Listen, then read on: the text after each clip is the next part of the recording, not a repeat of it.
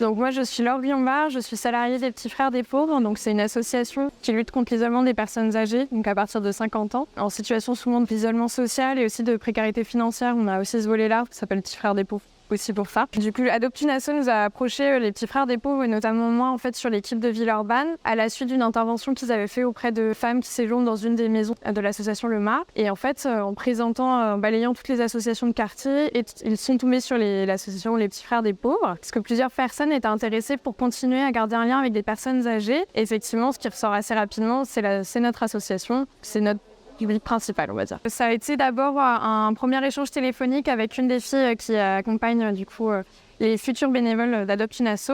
Ensuite, on fait un entretien individuel. Souvent, donc, je suis présente avec une des filles d'Adopt une asso. Donc, globalement, c'était Louise, Tatiana, en fait, que j'ai rencontrée. Et la personne qui souhaite devenir bénévole. On papote une petite heure où moi, je représente bien l'association Les Petits Frères des Pauvres, nos missions de bénévolat actuelles et l'équipe de Villeurbanne, en fait. Parce que pour le moment, on n'accueille que à Villeurbanne. Et à la suite de ça, si donc elles sont partantes pour continuer, je vais les mettre en lien avec des bénévoles de l'équipe pour faire pas vraiment un deuxième entretien, mais c'est plutôt une rencontre pour mieux comprendre en fait les appréhensions et les envies. Parce que le bénévolat chez les Petits Frères des Pauvres peut être compliqué. On accompagne des personnes des fois en troubles psychiques, physiques, en EHPAD. Donc les établissements, ça peut être aussi un rapport particulier et notamment des maladies liées à l'âge. Pour le moment, on a essentiellement des femmes qui accueillent les nouveaux nouvelles. Elles vont donc rentrer en contact avec elles pour savoir ce qu'elles ont vraiment envie, donc ce que je disais, limites et leurs capacités. Et ensuite, moi, je m'assure de faire le meilleur matching possible, entre guillemets, entre la personne accompagnée et le bénévole.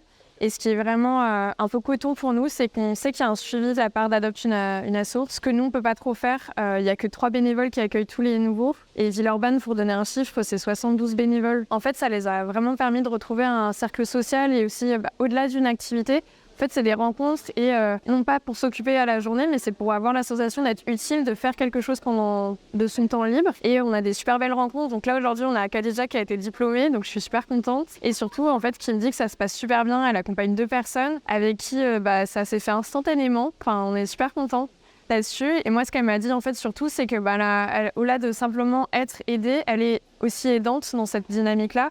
Et au-delà de l'aide, elle a vraiment noué un lien profond. Et même une des personnes accompagnées connaît sa fille et est super contente de la voir de temps en temps pour les visites. Villeurbanne, c'est vraiment de l'accompagnement relationnel. Moi, j'appelle ça des visites d'amitié. On passe 1 heure, 1 heure et demie chez la personne, on discute. Mais on a plein d'autres choses à faire en fait sur la métro, notamment des équipes spécifiques. Par exemple, accompagnement vers le logement, qui est un accueil de jour, les matins surtout, pour des personnes sans domicile fixe. Et en fait, on se dit... idéalement, peut-être éviter de gommer cette orientation. Moi, par exemple, je n'introduis pas les nouvelles personnes qui nous sont orientées par Adopt une asso en tant que personne d'Adopt une asso, mais de nouvelles bénévoles, point.